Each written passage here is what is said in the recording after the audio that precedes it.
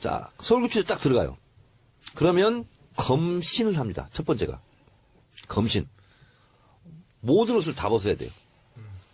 그래서 문신이 있는지도 보고 병이 있는지도 보고 이렇게 하면 이 과정이 굉장히 수치스럽습니다. 그렇겠네요. 네, 다 벗어야 돼요.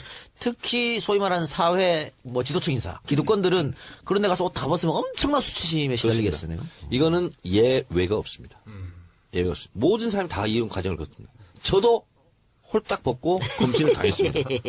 제 옆에 유명한 가수도 한 명 있었습니다. 처음에 할 때. 누군지 얘기하지 않겠습니다. 난 알지. 네. 그 과정을 거치면 이제 저 때는 수의를 입었어요. 근데 지금도 이제 수의는 입을 거예요. 네네. 외출할 때만 사복을 입을 건가 이거 하는데 수의를 입습니다. 그리고 교도관이 안내를 합니다. 근데 서울구치소는 어디든 처음 가보는 구조잖아요. 굉장히 두려움이 있습니다. 감옥이라는 게 철창 소리 팍팍 나고 어디로 가는지를 몰라요. 분간을 못해. 나는 근데 서울구치소를 2번이나 갔기 때문에 아 이쪽으로 가면 몇 동으로 가는구나. 아 이쪽으로 가면 몇 동으로 가는구나. 그래서 서울구치소는 상중하 이렇게 있습니다. 그 1, 2, 3방이 독방입니다. 그래서 보통 중요한 이렇게 요인들이 가면 보통 독방을 먼저 주는데 저희 같은 경우는 혹시 사고 칠까봐 혼겁방에 며칠간 놓습니다. 심리적 안정을 케어하라고. 그리고 원하면 독방으로 보내주는데 지금 이 최순실 국정농단 사건 이걸로 가는 것은 대부분 다 독방에 예, 이렇게 유치를 합니다. 검신하는 이유는 그러면 어떻게 되는 거죠? 그러니까 처음에 구치소로 잡혀오면 이게 사람들의 심리가 되게 불안합니다. 그렇기 때문에 아직 그 형이 확정되기 전이지만 극단적인 선택을 할 수도 있거든요. 특히 이제 뭐 고위층 같은 경우에는 무슨 몸을 위해할 수 있는 흉기를 숨겨온다거나 아니면 약물을 숨겨온다거나 무슨 학문 같은데 그런 부분들도 있었고요. 그러니까 사실상 그렇게 해서 적발되는 경우들도 있기 때문에 이런 부분을 확인하기 위해서 이렇게 되게 체크하는 경우가 더 많은 걸로 알려지고 있습니다. 아, 그럼 항문까지 다. 학문까지 다 봅니다. 그렇습니다. 왜냐하면 숨겨갈 수 있는 곳은 다 봅니다. 네. 뭐라도 갖고 들어가면 안 돼요. 위험한 거라든가 약이라든가. 그리고 실제로 또, 그 신체 상태, 건강 상태 이런 걸 또 체크해야 되거든요. 왜 갑자기 사고 날 수도 있으니까. 그 영화 보면 왜 옷 다 벗기고 하는데 뭐 약 같은 거 푸락 뿌리잖아요. 실제로 그러나요? 그렇지는 않습니다. 그건 안 합니다. 그리고 이제 구치소를 가면, 1, 2, 3방 독방에 주로 가 있을 거예요.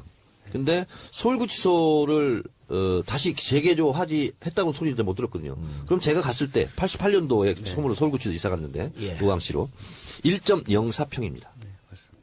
1.04평이고 그리고 식구통이라고 있습니다. 문이 있고요. 그다음에 문 옆에 식구통이라고 밥 들어오는 근리밥을 줍니다. 그런 걸 받아서 본인이 먹어야 되는 거예요. 그리고 출입문 그 문 있죠. 그 뒤쪽에 화장실이 이렇게 있습니다. 화장실이 있는데 혼겁방 4방부터 이제 홍보방이죠. 15방에 6방까지 있는데 거기는 화장실이 아크릴로 투명 아크릴로 보이게 안에서 보이게 화장실 일 보는 걸. 근데 독방은 그게 안 돼 있습니다. 그래서 그냥 앉아 있어야 돼요. 앉아 있으면 교도관들이 다니면서 봅니다. 그러니까 거기는 따로 이렇게 화장실이 없어요. 그러니까 한쪽으로 물 나오는 데 있고 수돗물이 있고 그다음에 무릎 정도 되는 미닫이 문만 있어요. 그러면 거기서 앉아 있으면 눈도 마주치고 다닙니다. 그리고 실제로 이를 보면서 교도관하고 대화도 합니다. 눈도 요즘 잘 지내. 예, 잘 지내고 있어 이렇게. 그러면 박근혜 전 대통령 같은 경우에는 이제 구치소로 가면 독방으로 갈 거 아니에요. 그렇죠. 근데 박근혜가 그 화장실에 대해서 예민하지 않습니까? 네. 뭐 정상회담 하다가도 화장실 때문에 다시 호텔로 돌아가서 밀폐된 공간이 없습니다. 사진도 못 찍고. 서울구치소는. 그런데 그거 좀 애먹을 것 같은데 지금 이번에 조사받을 때도 네. 그 공용 화장실 써야 된다고. 그렇죠. 지금 서울 그 10층 가면요. 검찰청 같은 경우 화장실이 되게 좁습니다. 화장실이 있고 그 옆에 민원인 휴게실이라고 있는데 거기도 이제 소파 같은 게 되게 오래된 소파들 많이 있거든요. 까만색 소파인데 테이블도 그냥 뭐 식당 테이블 같은 게 있는데 아마 지금 박 전 대통령 조사한다고 해서 다 지금 가구까지 교체한 걸로 알려지고 있거든요. 근데 이제 화장실 같은 경우는 일반 그 밑에 1층 청사하고는 달리 한 칸씩밖에 없습니다. 그래서 아마 거기 사용하기 되게 힘들 텐데요. 그렇다고 박 전 대통령 그 조사하러 오는데 그 화장실을 공사해 줄 수는 없는 일이고 아마 거기서 아마 용변은 보셨을 것으로 생각됩니다. 제가 박근혜 대통령이 조사받고 있는 바로 아래층 9층에서 제가 조사를 받았습니다. 네. 그러니까 어쨌든 지금 구치소 얘기를 하고 있는데 감옥까지 안 갔어요. 구치소 얘기를 하고 있는데 뭐 구치소도 감옥은 감옥이지. 그러면 구치소는 결국은 재판 결과가 안 난 소위 말하는 미결수들이 계속 있는 것이고 네, 네. 그러면은 재판 결과가 나면 이제 이감을 갑니다. 이감을 네. 교도소로 이제 가게 되는 거잖아요. 그렇습니다. 그래서 서울구치소는 네. 미결 그 구치소거든요. 그러면 정치범들은 보통 어디로 갑니까? 옛날에 그런 거 많았죠. 정치범들끼리. 그거는 뭐냐면 크루스 갑니다. 내가 예를 들어서 강원도다. 네. 그러면 제일 면회각이 뭔 데가 어디죠? 뭐, 목포입니다. 호남이나 글로. 목포 출신이다. 그러면 원주, 교도소 이렇게 보냅니다. 그럼 박 대통령 대구인데 어떻게? 거기는 이제 약간 특수 경우거든요. 그래서 박근혜 대통령이 만약에 감옥에 가면 그 1, 2, 3방이 있는 그 일반 사동에 두지는 않을 거고 예를 들면 병사가 있습니다. 또 병동. 거기는 조금 더 넓어요. 1.04평보다. 그러니까 제가 알고 있기로는 2~3평 되는 걸로 알고 있는데 거기로 가게 될 가능성이 좀 있죠. 그래서 옛날에 학생운동 제가 이제 옥중투쟁하면서 또 안에서 옥중투쟁도 많이 했거든요. 근데 동지들을 이탈시키려면 막 꼬십니다. 그래서 반성문 쓰고 나는 교도소에서 구치소에서 조용히 지내겠다. 그러면 그 친구를 따로 분리해가지고 병사로 보냅니다. 그럼 거기는 이제 이게 정치범들하면 완전히 아웃, 배신자 이렇게 되는 거죠. 변절자. 구치소 안에서 이렇게 되는데요. 그리고 이제 그 구치소 이렇게 가게 되면 그 다음에는 이제 검취라는 게 있어요. 예. 검사 취조. 그래서 구치소 교수 용어에서는 출정이라고 그럽니다. 그거 법정에 나간다. 그걸 출정. 호송버스 타고 이제 가는 거죠. 근데 검찰에서도 작은 미니 유치장이 있습니다. 검찰 유치장. 이걸 보고 비둘기방이라고 그럽니다. 진짜 좁아요, 이건. 저도 그 비둘기장에서 하루 종일 있어본 적 있어요. 그거 보고 불러놓고 조사를 안 한 경우도 있어요. 면회 금지를 시키려고. 그걸 보고 불러뽕이라고 그럽니다. 불러놓고 뽕! 이렇게 한다고 해서 불러뽕이라고 그래요. 저 하루 불러뽕 당했어요. 근데 그 다음날 또 부르는 거야. 그때 검사가 누구냐. 전 법무부 차관. 무슨 동영상 사건. 김학의. 네, 936호.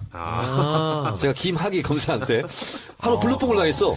그렇죠. 그래서 그 다음날은 제가 출정 거부 투쟁을 했습니다. 교도소 안에서. 그때 이제 들어가자마자 이제 했으니까 홍보방에 있었는데.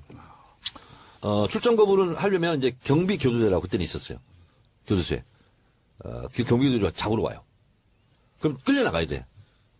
그때 제가 출정 거부 투쟁을 진짜 확실하게 했죠. 모든 옷을 또 벗었습니다. 나 끌고 나가라. 그럼 여자 죄수들도 있고 여자 교도관들도 있기 때문에 그 상태로 못 끌고 나가죠. 입혀서 나와야 돼. 그렇죠. 자, 그러면 박근혜 전 대통령 같은 경우에 어쨌든 판결이 나서 교도소로 이감이 되면 거기서도 독방을 쓰겠죠? 그렇죠. 그렇습니다.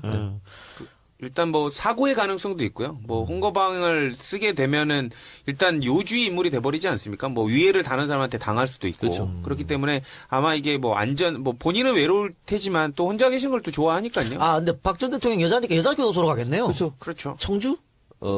형이 확정된다면 청주 교수로 갈 가능성이 많죠. 네, 그리고 이제 거기 이제 주로 이제 여자 전문 뭐 네, 그렇습니다. 전용 여자 전용 교도소이기 때문에 생활하기도 거기 맞춰서 돼 있고요. 교도관들도 여자들이 훨씬 많고. 자, 그리고 이제 만약에 이제 그 재판을 받게 된다. 그러면 이제 1심, 2심 이렇게 3심 나지 않습니까? 그때까지는 서울구치소에 생활을 하는 거예요. 그러면 거기서 일반 수들 같은 경우는 30분 운동 시간을 줍니다. 그러니까 방에 24시간 중에서 30분만 나가게 돼요. 그래서 거기는 부채살 모양처럼 돼 있는 원형에 그리고 칸칸이 쳐져 있는 거기서 운동을 합니다. 운동이라 할 것도 없어요. 그냥 걸어 다니는 거예요. 근데 요 시찰이라고 하는 건 뭐냐면 중요하게 시찰을 해야 된다. 그래서 요 시찰 같은 경우는 좀 마당 같은 데가 있어요.